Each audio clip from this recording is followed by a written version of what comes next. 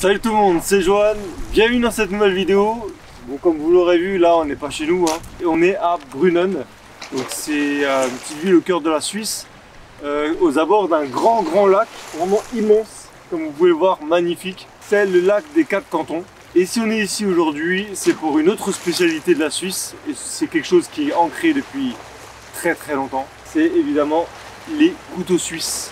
Donc on va partir tout de suite voir un petit peu l'histoire du couteau suisse et aussi fabriquer un couteau suisse qu'on va emmener chez nous en France. Et en plus, regardez, est-ce que c'est pas magnifique? C'est beau la Suisse, j'adore ce pays. Bon allez, petite transition et on se retrouve au musée du couteau suisse. Le couteau suisse a été un couteau que j'ai eu déjà depuis tout petit. Mon premier couteau suisse, j'ai dû l'avoir à 8-9 ans. On parle souvent du couteau suisse comme un couteau polyvalent et prêt à nous sortir de situations compliquées grâce à ses petits outils différents, comme je sais pas, couper du fil, s'il y a une petite branche de bois. En gros, des petits trucs assez utiles pour le quotidien dans la forêt.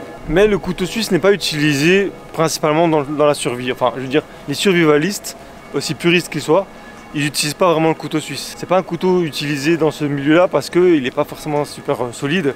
Il est assez fragile, mais comme c'est un couteau qui est traditionnel, qui est très qualitatif, qui est très populaire, je me suis dit je vais en reprendre un pour voir s'il est utile dans la survie et prouver aussi sa qualité. Et on va donc en trouver un qui pourra nous être utile dans la survie. Bon, je vais vous expliquer un petit peu l'histoire du couteau suisse. Dans les années 1880, l'armée suisse voulait un couteau pliant pour ses soldats qui servaient à manger et à démonter leurs armes. Puis en 1891, le couteau suisse devient le couteau officiel du soldat. Il était très basique et noir. Au début, c'est les Allemands qui les fabriquaient, mais très vite, en moins d'un an, la compagnie Karl Elsener à Ibach, dans le canton de Schwyz, en Suisse, prend le relais et devient le fournisseur principal du couteau multifonction. En 1897, Karl Elsener dépose le brevet de fabrication du couteau multifonction pour éviter de se faire pirater, copier, bref, qu'on fasse des contrefaçons. Puis, en 1909, il donnera le nom de Victoria à son couteau en hommage à sa mère décédée. Et avec l'arrivée dans l'industrie de l'acier inoxydable en 1921, le couteau multifonction Victoria deviendra Victorinox. Victor pour Victoria et Inox pour l'inox. En 1931, Victorinox possédera le premier atelier de trempe complètement électrique au monde. Les couteaux deviennent plus polyvalents, plus équipés et attirent le grand public. Aujourd'hui, il y a quelques autres fabricants qui se lancent dans la conception de couteaux suisses, mais le vrai pilier, la racine de ce couteau d'anthologie, ça reste toujours la firme Victorinox, où la qualité de ses outils de poche est incontestable. Bon, maintenant que vous en savez un petit peu plus sur le couteau suisse et sur Victorinox, on va aller visiter ce musée qui m'a l'air bien sympathique et voir tout ce qui a été conçu et inventé depuis la naissance de ce couteau suisse. Allez, je vous mets ça en musique.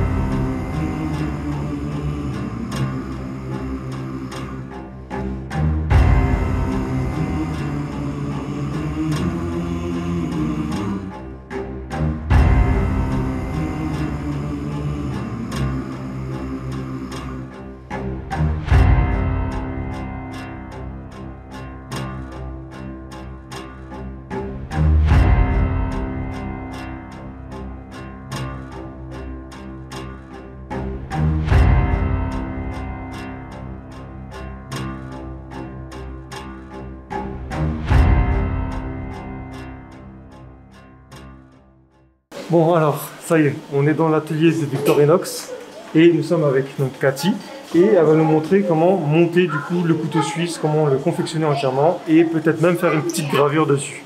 Donc Cathy, je te suis. Ok, alors nous allons faire ce modèle-là. Ce modèle s'appelle Spartan. Spartan, d'accord. Et c'est le plus vendu. Cette table-là est une table originale, comme c'est ce que nous avons à l'usine. Mais aujourd'hui, ils font seulement 10 à 30% des couteaux à la main. D'accord. Donc la plupart sont faits dans les machines. Le reste sont faits à la machine. Oui. Alors, nous commençons ici en bas avec les rivets. Nous avons ici les grands et ici les petits. Tu peux prendre un grand. D'accord. et il faut laisser tomber ici. Ok. Très bien. Tu fais la même chose avec une petite.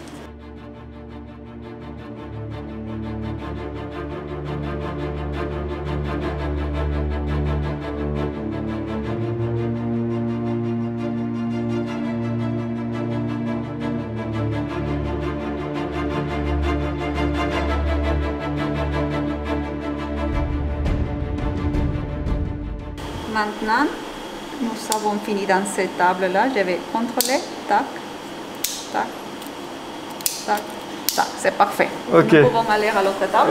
Ok. On doit frapper au milieu du rivet. Comme ça. L'idée, c'est que ça devienne plat. D'accord. Alors il faut savoir que ce couteau, je le fais pas pour moi. Je le fais pour la demoiselle. Parce qu'aujourd'hui c'est son anniversaire. Donc je lui offre un couteau suisse. Voilà. Et quel plus beau cadeau que d'offrir un couteau suisse qui vient directement d'ici. Hein? T'as de la chance toi, hein? T'as de la chance.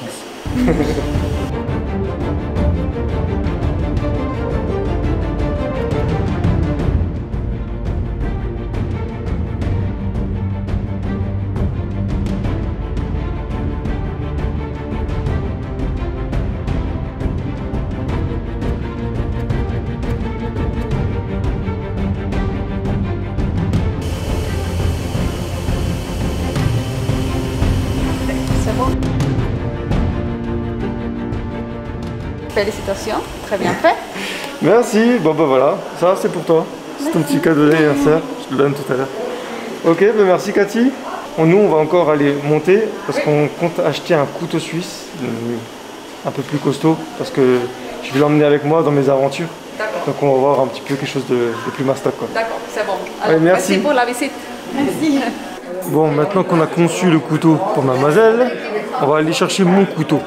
Et j'en ai vu un, une dinguerie. Il va nous servir pour la survie. D'ailleurs, on ira le tester après. Donc sur le Ranger Grip 78. Donc là, on est parti sur un couteau. On voit que c'est du costaud. Il y a une belle lame de scie et un tournevis qui peut nous être utile aussi pour beaucoup de choses. Voilà, c'est celui-là. Magnifique. Il y a le verrou. Il faut appuyer ici pour fermer. Wow. Oui. Ah, enfin. Parce que je vous donne ici c'est des informations, mais en anglais. D'accord. Et l'histoire, un peu les choses que vous avez écoutées en bas. D'accord. Ça y est, c'est le débrief. On est dans la chambre d'hôtel. On a ramené les couteaux. On va voir un petit peu à quoi ils ressemblent. Donc ça c'est le petit que j'ai confectionné pour mademoiselle. Donc on est sur un petit couteau suisse traditionnel, fait main, de mes petites mains, avec les gravures dessus qui disent qu'il a été fondé ici, enfin qu'il a été monté ici. Et enfin mon couteau à moi. Donc là on est un petit peu sur une autre gamme, une autre taille. Mon couteau de Ranger, incroyable, magnifique. On sent que c'est du costaud quand même. La lame est sécurisée. On a une belle scie dedans, qu'on ira tester évidemment. Et le tournevis aussi, très important, très utile. Mais je suis vraiment trop content d'avoir acheté ce couteau, il est magnifique. Et c'est vraiment de la qualité, c'est made in Suisse, made in Victorinox. Donc forcément, c'est ce qu'il y a de mieux. Donc voilà, on ira le tester demain, on ira à la montagne. On a prévu une petite sortie assez sympa, ça devrait vous plaire. Maintenant, on se dit à demain, on va se reposer un petit peu parce que la journée a été longue. Allez, bonne nuit. Bon les amis, on est le jour 2 de notre ascension, on a acheté le couteau suisse et on part pour les crêtes là. On va au sommet de cette petite montagne et du coup on va faire une petite randonnée de à peu près 1 à 2 heures où on va passer un pont magnifique, vous allez voir sur les images. Et du coup, pour y aller, on n'a pas d'autre choix que de prendre la télécabine, ce qui nous fait un petit voyage plutôt sympa. Regardez comme c'est beau.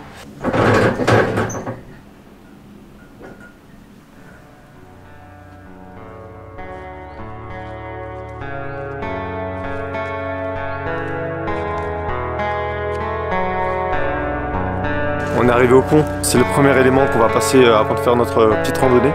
Et du coup je vais vous montrer un petit peu ce que ça donne, il est incroyable.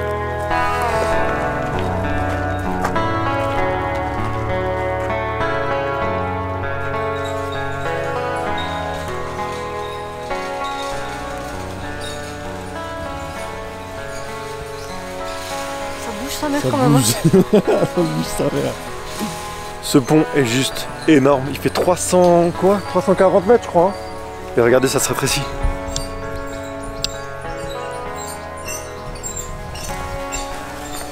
À 58 mètres de haut, maximum.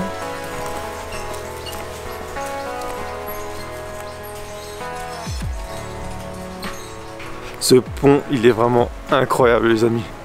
Regardez ça.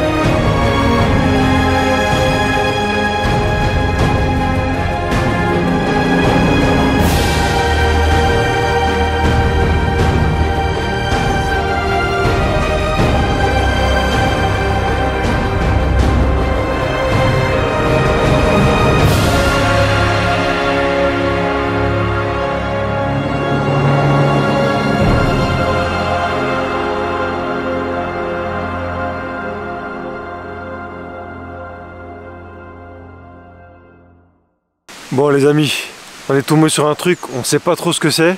On compte sur vous pour nous dire dans les commentaires si vous savez ce que c'est. Moi je pense que c'est des crottes de ptérodactyles. Après il y en a certains qui disent que c'est du fumier, donc dites-moi ce que vous en pensez.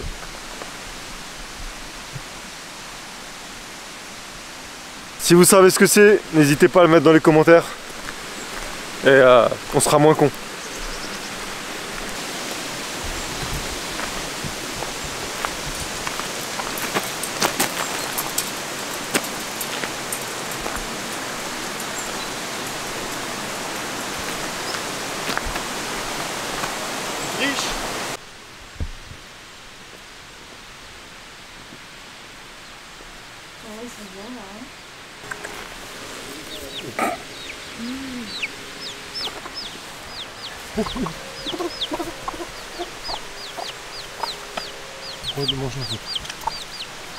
Il va pas assez à manger en fait. Vous voyez, si jamais vous êtes en train de faire une rando et qu'il n'y a plus personne autour de vous, vous avez toujours de quoi manger, même dans des petits prés comme ça. Vous voyez, là il y a de quoi manger pendant facilement allez, 3 jours.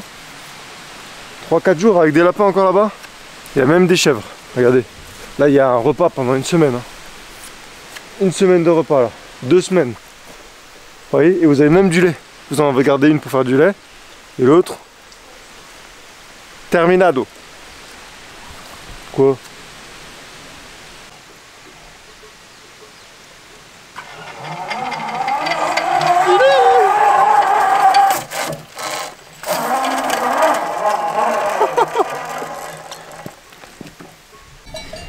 Je voulais aller au panoramique mais c'est déjà occupé, il y a déjà du monde, donc on va attendre qu'ils finissent.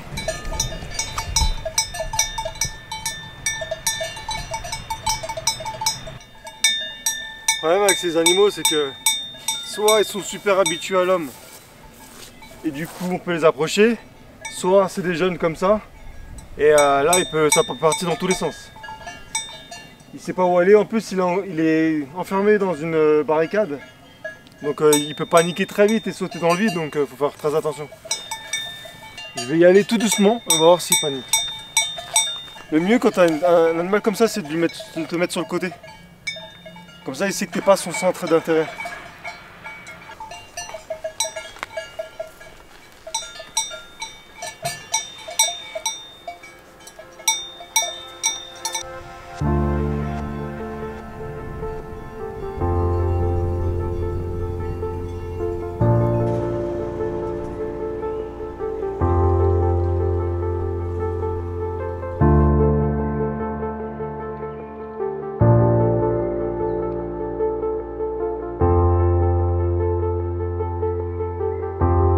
Bon les amis, on est au milieu de la forêt et je peux vous dire que heureusement que vous n'avez pas l'odeur sur YouTube, mais là ça pique aux yeux, hein. On en a presque les larmes aux yeux. Il y a une odeur de bouse de vache et d'une puissance. Alors en temps normal j'aime bien, moi j'aime bien cette odeur, ça me rappelle la campagne, mais alors là elle est d'une puissance. Ouh, ça déboucherait les chiottes hein. Mes amis, on a trouvé un sentier pieds nus. Ah c'est parfait, parfait, moi qui viens de faire une vidéo sur marcher pieds nus. C'est parti, on va tester tous les éléments pieds nus. Comme sur la vidéo, sauf que cette fois on a vraiment beaucoup de variantes en fait. Parce que là c'est simple, là ça va être un peu plus compliqué.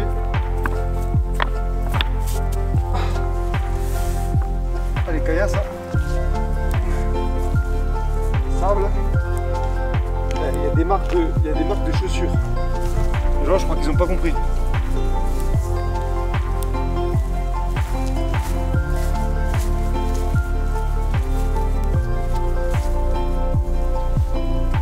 Les pommes de pin, ça on connaît. Les copeaux de bois, ça on connaît.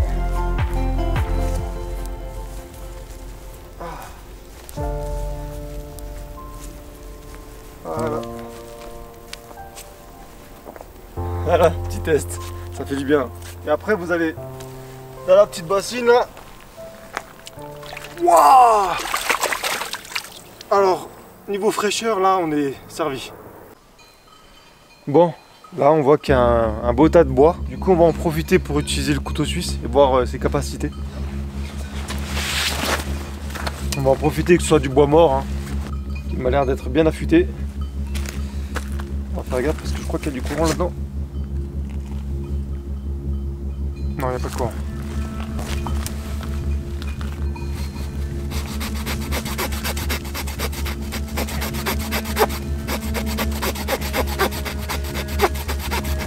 C'est une belle section. Il faut juste caler un peu le bois.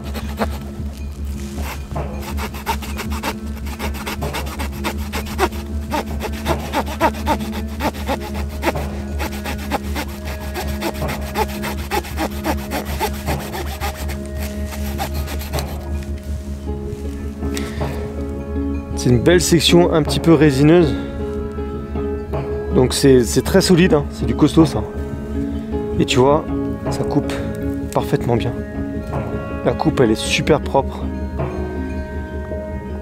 C'est super. Franchement efficace. Bon par contre, si tu veux couper des plus grosses sections, ça va être un peu plus long. Mais déjà pour ce gabarit là, je trouve ça plutôt intéressant. Ensuite, on va tester le couteau. Parce que parfois on a besoin de tailler le pic. Ah ouais, il coupe. Bien affûté, on l'a bien en main. Ça glisse pas. On sent que c'est du solide.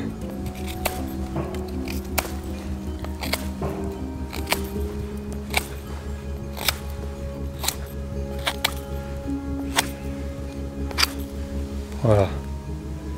Tu vois, ça coupe super bien.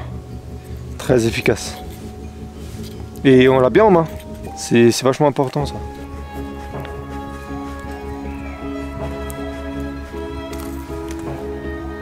C'est propre. Il coupe très bien et le maintien est parfait. Donc ça c'est pour faire de la couture sur du cuir avec le passant de fil. Il y a une petite lame dessus. Le tournevis qui ne nous servira pas aujourd'hui. On va ranger la lame. Le petit tournevis là. La petite lame ici pour le fil ou des trucs comme ça. La petite pince à épiler importante si jamais vous enfoncez une écharde. Et puis le petit cure-dent aussi. Bon ben voilà, il est vachement efficace, ça a l'air costaud.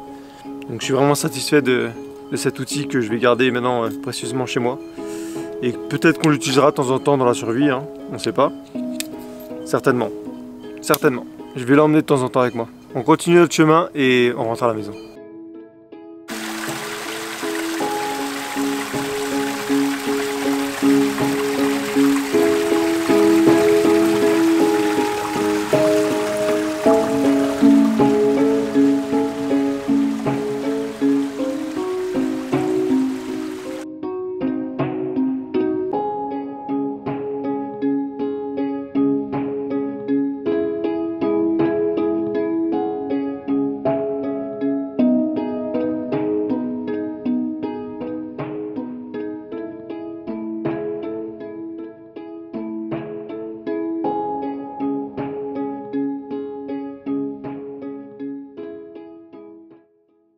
Ça y est, on est enfin rentré en France, on est rentré à la maison, on est de nouveau au studio et j'aimerais faire encore un petit dernier test avec vous pour voir l'efficacité du couteau, surtout après l'avoir utilisé pour couper du bois, tailler du bois, voir s'il est encore tranchant.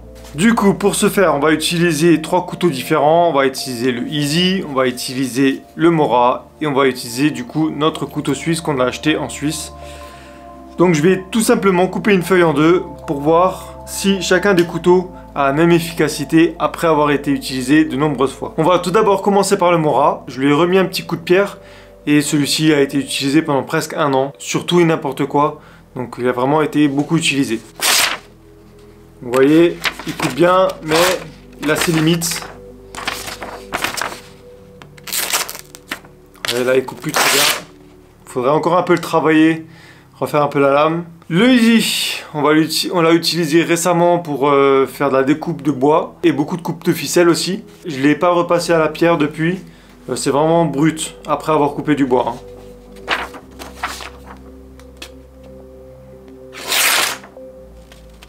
Ça va, il coupe encore assez bien. On voit qu'il accroche par endroits. C'est certainement là où j'ai tapé le plus. Ouais, au bout d'un moment il accroche. Il faudra refaire le fil. Mais il coupe encore très très bien. Et enfin, le couteau suisse qu'on a acheté en Suisse chez Victorinox. Celui-ci, vous l'avez vu sur la vidéo, il a coupé un morceau de bois. Il a taillé un morceau de bois. Depuis, j'ai rien fait dessus, j'ai même pas aiguisé. On va voir ça. Voilà. Superbe lame. Pas très utilisée, donc... Vous voyez, c'est top. Rien à dire. Tranchant comme jamais. Même là dans les plus petites parts de feuilles. La lame suisse, c'est vraiment quelque chose de très qualitatif. Même après avoir taillé un morceau de bois. Donc vous voyez, c'est une valeur sûre. C'est très très résistant. Donc voilà, on va le mettre avec ses copains. Comme ça, il aura sa place à part entière. Donc le Easy, lui, il reste au milieu. C'est mon couteau de combat. Pas besoin de l'aiguiser le Easy parce qu'il n'est pas utilisé pour faire de la petite taille comme ça. Il est vraiment utilisé pour faire du gros œuvre. du gros travail ou bien de la défense. Couper des boîtes de conserve, des trucs comme ça. Et vraiment fait pour le bourrin. Le mora c'est pour le travail habituel, tailler du bois, faire à manger, couper une plante, faire des petits outillages. Et le couteau suisse, ce sera notre couteau, on va dire un peu multifonction, avec les différents accessoires qu'il y a dessus, pour différentes choses. Ça peut être beaucoup de survie urbaine. Le couteau suisse est très bon pour la survie urbaine, parce qu'il a un tournevis dessus, parce qu'il a une pince à épiler, parce qu'il a des tournevis plats, plein de petits outillages qui peuvent servir pour pêcher, pour couper du plastique, scier du bois. Enfin, on peut fabriquer plein de trucs pour le côté urbain, donc ça peut être un bon outil de survie urbaine. Il fait partie de la famille maintenant. Voilà, c'est déjà la fin de cette vidéo, j'espère que ça vous aura fait plaisir. Pour moi, ça a été vraiment un plaisir d'aller du coup en Suisse et dans le musée de Victorinox pour découvrir tout ça, apprendre beaucoup de choses sur ce couteau suisse qui est emblématique de la Suisse et qui est surtout un pilier dans le domaine du couteau. Ça a été vraiment très intéressant, très enrichissant et j'espère vous avoir montré aussi que le couteau suisse, c'est pas qu'un couteau de camping, c'est pas qu'un couteau pour aller prendre un pique-nique. C'est vraiment un couteau multifonction et qui peut être très utile dans la forêt, dans la jungle, dans l'urbain et que ça peut être un outil sérieux dans le domaine de la survie. Allez, on se dit à la prochaine pour une nouvelle vidéo. N'oubliez pas que dans la nature, le danger n'est jamais très loin. Allez, ciao!